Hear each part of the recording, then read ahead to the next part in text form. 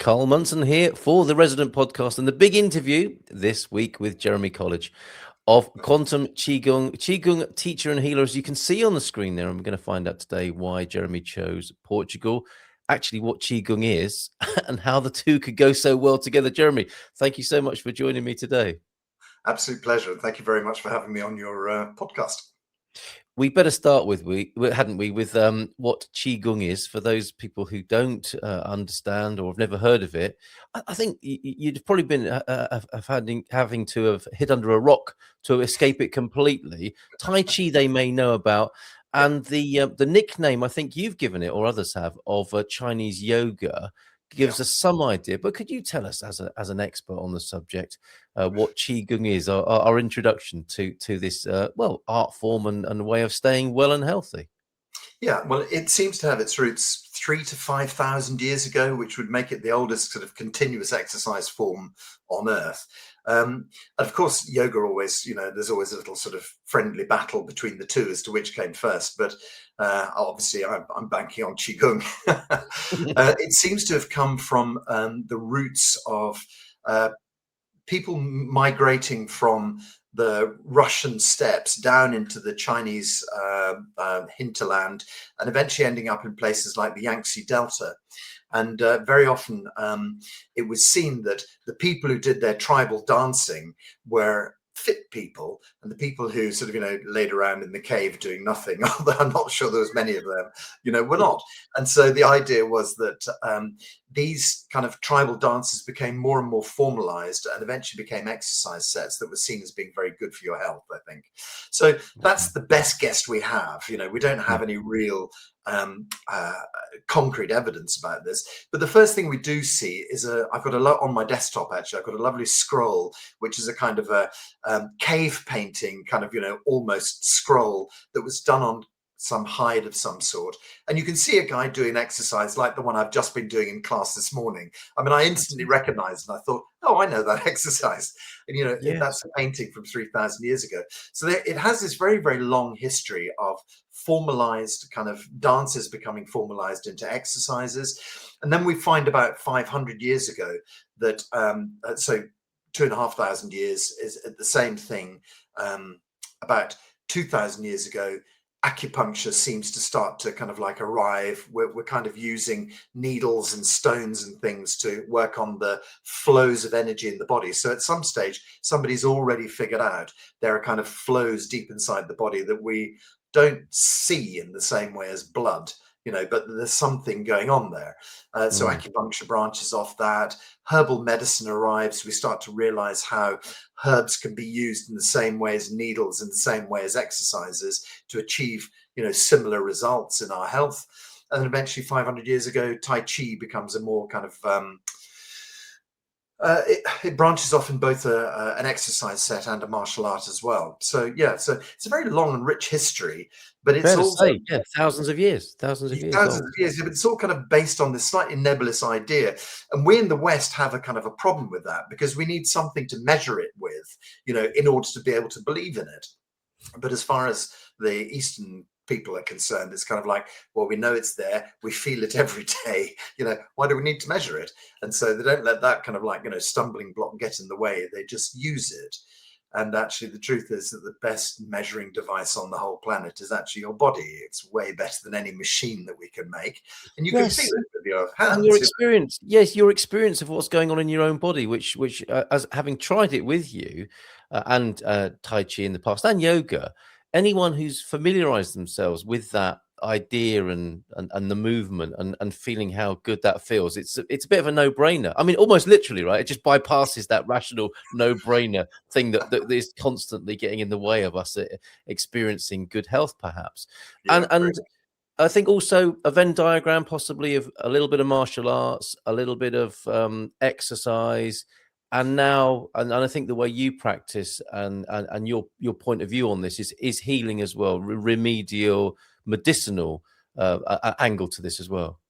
Well, it is that. It's both the healing, but it's also the longevity aspect of it as well. Okay, right. So those two are really important for me. The first thing is that the particular style that I teach at the moment, and I have been teaching for 15 years, came from what was called the medicineless hospital in China.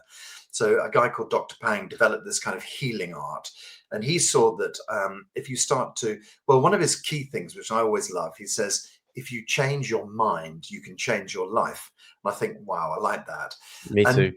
and part of the kind of, change your mind, change your life story is change your mind to do some exercises, And so he studied as a Western doctor for 7 years, and then he studied as an Eastern doctor for another 7 years. He was a Tai Chi gold medalist and a Qigong gold medalist in the kind of Chinese Olympics, if you like. And was highly thought of by all the members of the Communist Party, reputedly treated Chairman Mao to cure his cancer, but nobody will ever say that. But, that's the story that goes around, all these kind of things. And essentially, he looked at creating this style for us to do every single day, A, to get your body moving, but B, to get your mind out of the way for just a little while, so that, we have these two kind of cellular modes. One is when you sleep, your cell goes into this kind of healing, cleaning mode. And the other is when you're awake, you're doing stuff, And so he saw that if we go into this kind of quietened, deep Qigong mind, deep Qigong state, that your body will also go into that healing mode as well. And so you can actually engender that kind of healing, cellular healing at a very deep level, just by getting your mind out of the way and doing some very gentle exercises. So let me just understand that before we move on to why here in Portugal, you particularly, and what can be done with Qigong in Portugal. So you're almost going into a very restful sleep state whilst being conscious and awake. Yeah, it's actually going beyond that. I think it goes into a deep, I can never remember, maybe gamma and theta brain state, Right. Okay. which is particularly good for the body and signals the body to go into this kind of healing, cleaning mode. So Right. yeah, we are starting to see what you would call kind of scientific ideas as to why it works so well. But the fact is that I've met hundreds and hundreds of people who have done remarkable things for their health, have changed their lives. From life-changing things like someone whose knees were completely crocked, and now they can walk up and down stairs with no bother at all, or people whose sleep was completely disturbed and they brought it back. Those are, on the face of it, are not massive things to everybody, but to some people To they're that crucial. person. Yeah, to that person, that's a massive change Really in the quality of their life-changing. life. Yeah. And that's And through then practicing Qigong, is that right? yeah, just through That's doing simple Qigong exercises. Yeah. And the other side of it is to people who literally have taken themselves back from every life-threatening kind of disease you can think of and brought themselves back into wellness. And I'm not saying that's an easy thing to do. I'm saying it's something that really takes dedication. One little example, if you don't mind me sharing, is one of my teachers. I say my teachers because we ran a school in the UK for 10 years, training people to be teachers. And when she first arrived in my classes, she came not quite in a wheelchair, but she was being helped by her partner to get from the car to the hall, to sit down, to sit through the exercises and not really do much. And then a couple of years later, she came on retreat with us, and she was lying on a mat for most of the retreat. And then, but slowly but surely, I could see she was getting better. And through class, she would be standing the whole way rather than sitting. And then she'd be doing more and more of the exercises. And eventually she said, I want to become a teacher. So then she trained to become a teacher. And she's now a teacher and doing really, really well. I mean, she went from chronic ME to being a fully functioning person again, just by using her Qigong exercises. It's amazing. And with a newfound sense of purpose as well. Oh, Fantastic. completely as well. Yeah. Had a job to boot. Yes. Wonderful. Excellent stuff. Right. Okay. So you didn't exactly come down from the Russian steppes into central China. You've come from well, maybe you have, but more recently, you've come down from the Scottish steppes, I think, through Europe and into Portugal. How did you get to be here, and why Portugal, Jeremy? It was the reverse journey of the Beaker people that I've been taking. That's in another life. Okay, so what brought me to that? So I spent a lot of time living in, as you say, I was brought up in just near Edinburgh, and then I moved to South Africa, and then from South Africa I picked up a job working in the city of London as a broker in the money markets, and boy, was that a toxic lifestyle. I mean, it could not have been more fun. Young people have a lot of fun, but also more damaging, really. I mean, it was a really stressful, really, really tough job. And I found that I was kind of, heading for a breakdown, basically. And so I started looking for something to help me with that. And Qigong finally came out. I did 2 years of yoga, 2 years of Tai Chi, neither of them quite fit. And then there was, Qigong fell into place. And so whilst I left the city, thank God I managed to, get out of that, worked in the computer world for 15 years. And that was quite stressful, but my Qigong really, really supported me through that. And then I moved to the southwest of England. I lived there for about 12, 15 years, just teaching Qigong and working as a therapist. I should really have put therapist rather than healer, because that kind of makes it sound like I've got some awesome powers. I don't have. Which you probably do, to be fair. No, But no, yes, no, no, no. I'm quite literally just the signpost pointing to people. Yes, you have access. You have access, like we all do, to the great powers, and this is a way of, I guess, realizing or directing that. It's about teaching people how to heal themselves. Yeah, That's the absolute key thing, because there are people out there who have chi powers who can give you chi and make you feel better for a few days. But if you haven't got to the underlying structure of it and healed the underlying structure, the problems are just going to roll back in. Right. And so I very much am a healer in that I help point people in the direction of their healing. Yeah, thank you for that. No. So what happened with that was that I worked as a teacher and healer for 15 years 13 years in Bath. And then I came to the end of a relationship there, and I'd been to Portugal several times, and my daughter had moved to Portugal. And I thought, and actually, strange enough, it's bad to say, one of my ex-wives, I've only had two marriages, and one was 24 years long and one was 16. So I just like to say, I'm not thank you for explaining. Yes. not a fly-by-night kind of character. But one of my ex-wives my first ex-wife had actually moved to Portugal as well. So big to think, wow, there's a lot of people in Portugal that I know, and I'd been on holiday a couple of times to go and stay with her and go and stay with my daughter, and had a little bit of a look around Lisbon and Porto, as everybody does, But I started to think maybe this is the place for me, because the thing that really struck me was this softness that I found in Portugal that fits really well with the Qigong state of mind, if you like. And so, everything was just, the breadcrumb trails were pointing in the right direction. And interestingly, my second wife was from Brazil.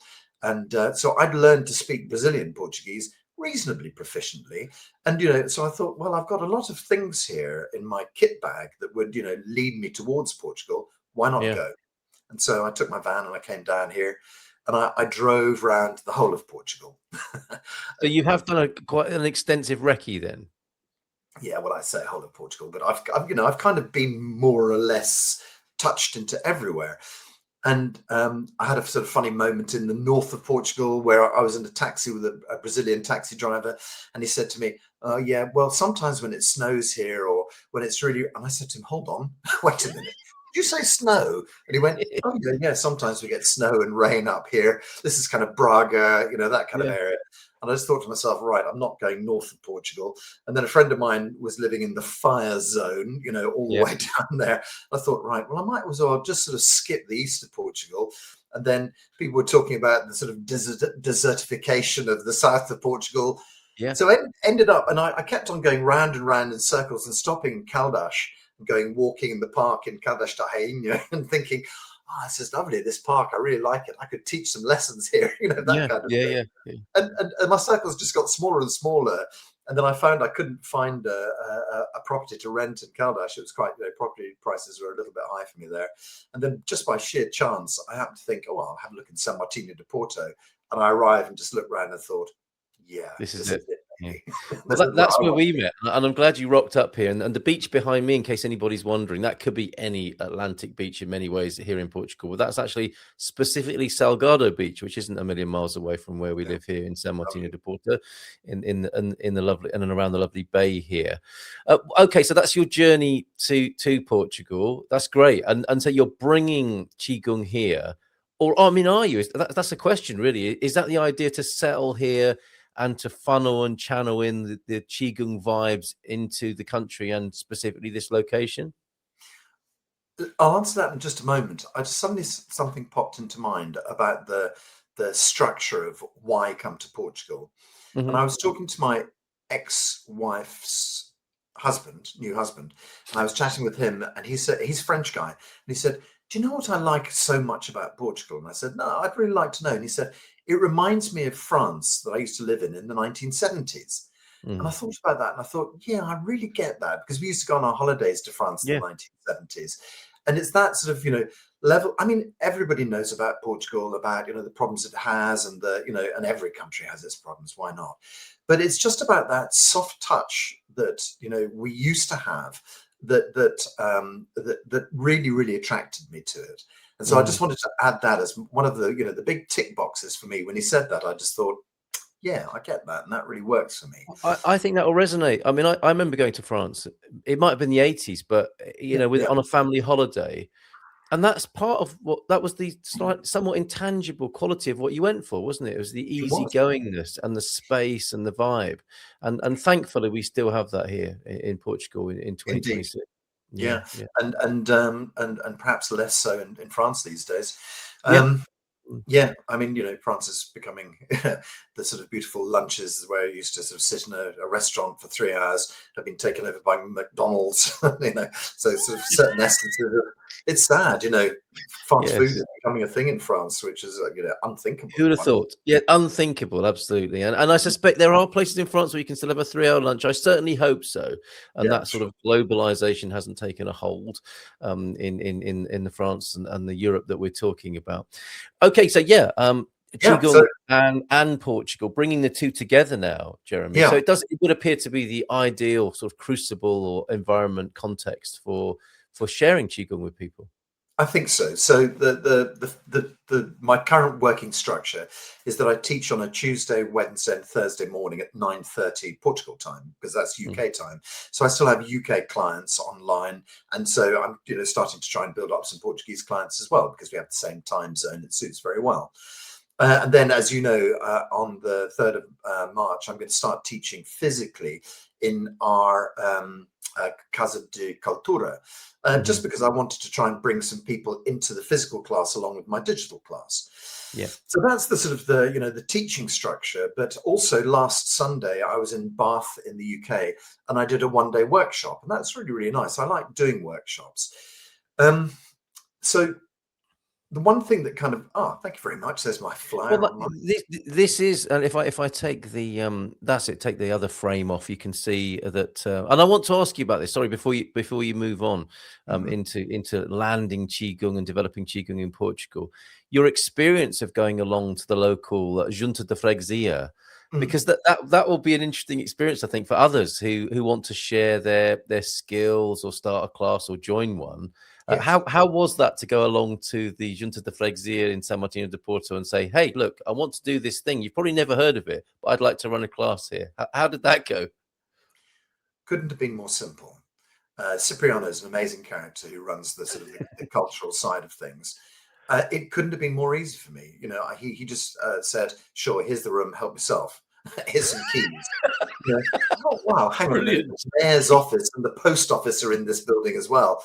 And this Yeah, guy's just met me for 10 minutes and given me keys. That's yeah. how much, how trusting Portugal is. That's another of the sort of the most beautiful things I feel about this country is that, the people here are exceptionally trusting and they're prepared to Mm. give anything a go.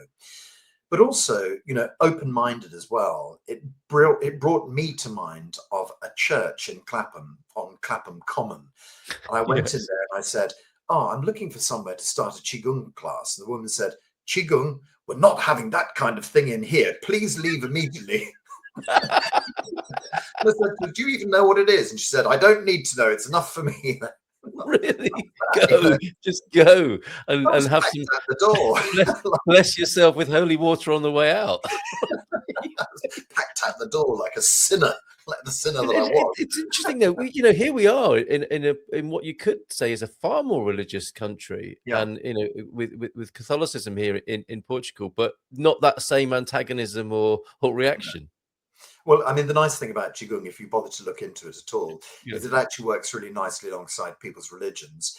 And the Yeah. other thing I'd say as well is it works really nicely alongside Western medicine as well. You know, nothing is exclusive in this world. Why rule out anything? Why tie one hand behind your back when you can, Yeah. you know, Well have said. the whole panoply, as it were? So yeah, I found the experience of the Casa de Cultura, but generally the open-mindedness of Portugal is really, really good. You know, I find that Mm. people here are very welcoming and open to new ideas.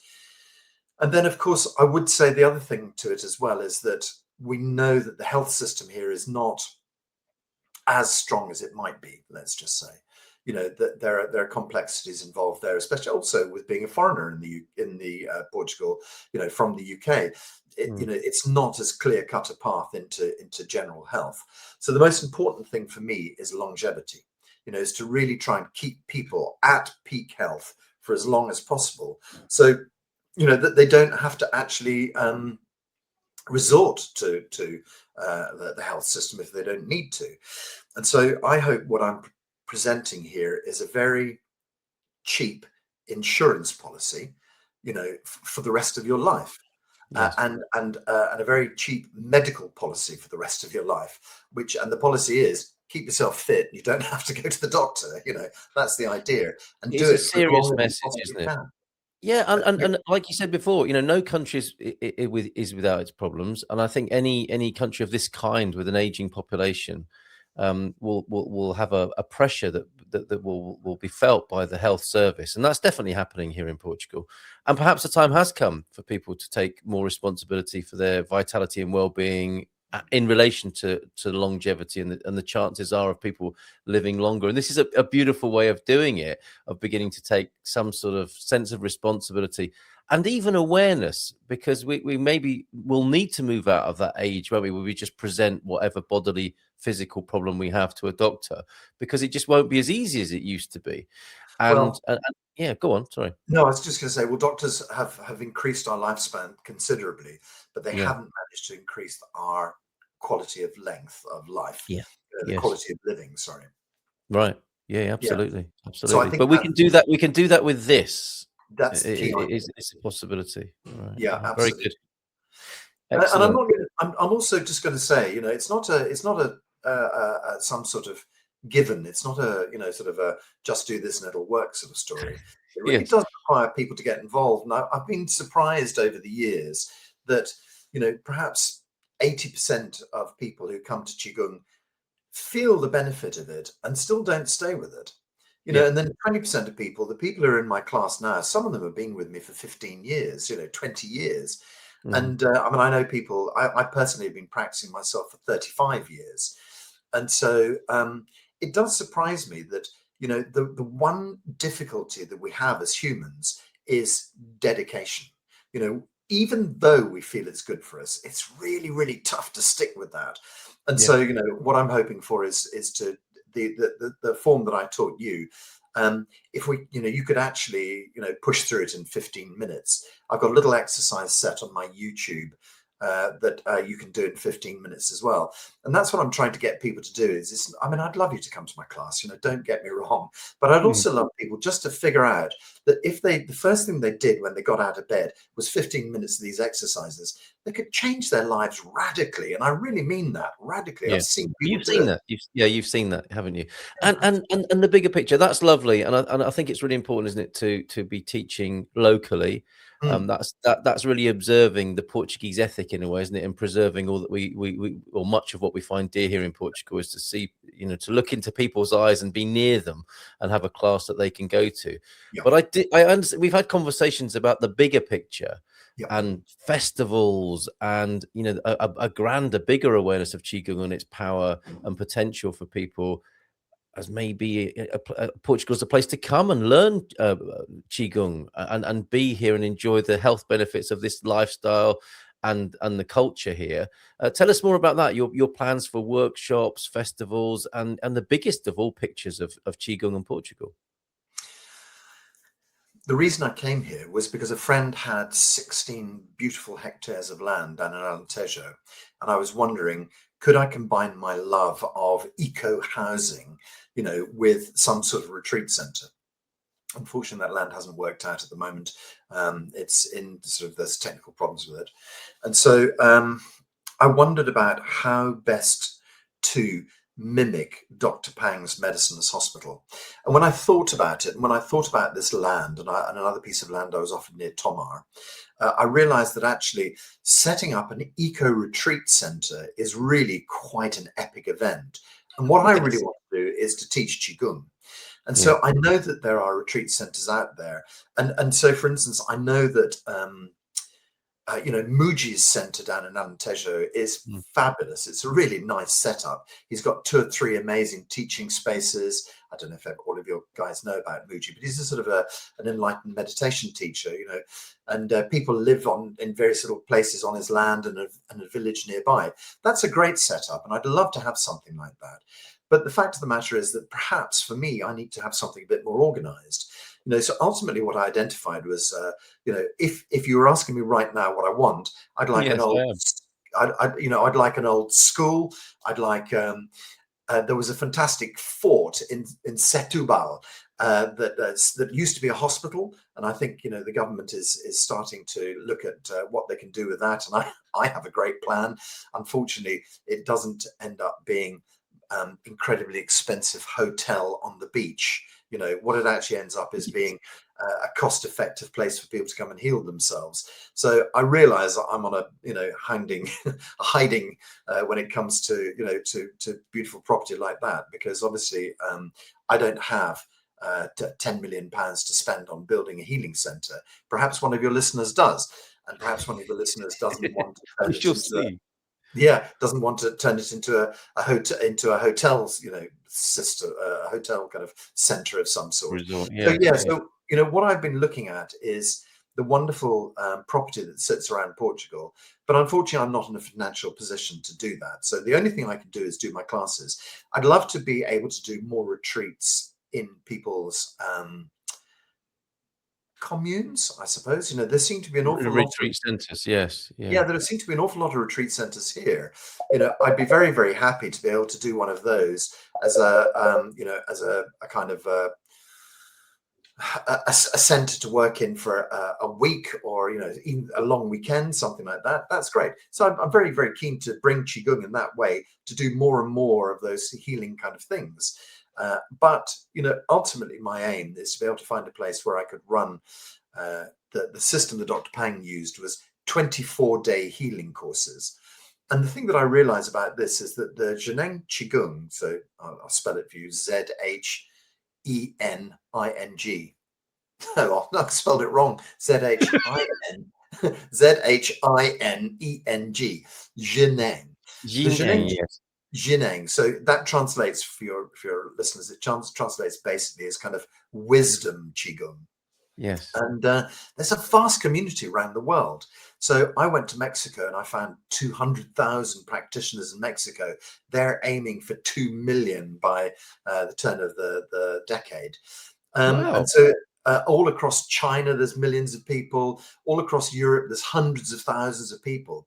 And so I'm thinking that, as we talked about, the idea of ecotourism. So I would like to be able to take over, I don't know how that works, take over somebody's hotel with 40, 50 bedrooms and start running retreats there. And of course, from the business model, it wouldn't require it to be all Qigong. It could also be yoga. It could also be painting, poetry, writing, all the things that are good for the soul, So I would like somebody to donate me a hotel, please, that I could move into straight away and start running what Dr. Pang would have suggested, which would be 24-day healing courses. And people from all around the world could come to that. How And then, lovely. yeah, and as you remember, there was also the spin-off idea that perhaps we could put a big top on the beach in San Martino and have a month-long healing retreat and use all of the Airbnbs in San Martino as the resident, and then do the teaching in the tent, and then at night have DJs, and the afternoons have art and things like that. So so there's a sort of a month-long program, then there's a lifelong program, but all of it has Healing this arts. Yes, a idea. healing arts festival. Very good. Yeah, Very good. exactly. Yeah. Healing Arts Festival, and all of it has this idea of bringing people to Portugal to experience the beauties of Portugal. But Yeah. also, I know that an awful lot of people go to, I think it's sort of Thailand and Indonesia for healing retreats and things like Yes. that. Why not turn Portugal into that same thing We as could well? do that here. We could so do that here. So there are a number of invitations here. That's how to find more of Jeremy's work, Quantum Qigong. You'll see that scrolling across the bottom of the screen, and it will be in the sleeve notes, as it were, in the description of the video and the podcast. But certainly people can, if they're lucky enough to be on the Silver Coast, they could come to your weekly classes. They can also join you online. Yeah. And perhaps, and this is a solution to one of Portugal's tourism problems, isn't it? In the quieter seasons of the year, when tourism is not at its peak, a month in a hotel shifted away from general tourism into a specific healing retreat vacation space in a hotel somewhere around Portugal, possibly on And the I Silver think Coast, maybe in the Algarve. yeah, and I think that we know that hotels are completely packed from July and August, but that's Mm. fine. I have no problem with that. So if somebody wanted to work with me in a hotel setting, they could take the 2 months of July and August to make a fortune, as everybody does, but give me the hotel for the other 10 months, and I can make There them you go. more fortune. A deal, combinado, as we say here in Combinado, Portugal. Yeah, exactly. I love the idea. I love the idea. It might be that a hotel trials it with 1 month, right, of the year, Completely. Yeah, completely. and that turns away from mainstream tourism and has that and hosts you for that healing event. Yeah, Very I mean, good. I would certainly, probably have to start with a week or 2 weeks and build it up, because I think it's Yeah. something that will take a little bit of time for people to become. But the other thing, of course, is I would like to be in a situation where I can attract Chinese teachers to come and run courses over here as well. Oh, Some of my wonderful. Chinese teachers are fabulous. Really need a I bet they platform. are. I Yeah. bet they are. And as somebody who's done some qigong with you, done a little bit of tai chi in the past, yoga, and within this whole context of taking better care of ourselves with well-being, quality of life, as well as extended life expectancy, I really wish you well with all of this, and urge and invite people to give it a go and see. I mean, what's the worst thing that can happen if you go to a qigong class and try it? It's not it's not Correct. exactly a clinical trial, is it, or a No, no. surgical intervention? Exactly. And I always say, if anybody wants to come to the first class and for free, you don't have to pay, just come and give it a go. And if you like it, I've got subscriptions and things like that. But yeah, I mean, come try the first clast for free, for heaven's sakes, give it a How go. about that for an What have offer? you got to lose? There you go. Make it part of you. If you're listening outside of Portugal, make that part of your stay over here in Portugal. Come along to a free Tai Chi session. Jeremy, thank you so much. I wish you the best of luck. Boa sorte, all the best with that. And thank you Oh, very thank much for you so being here for much. the resident podcast today. Oh, it's been an absolute pleasure. Thank you so much, Carl.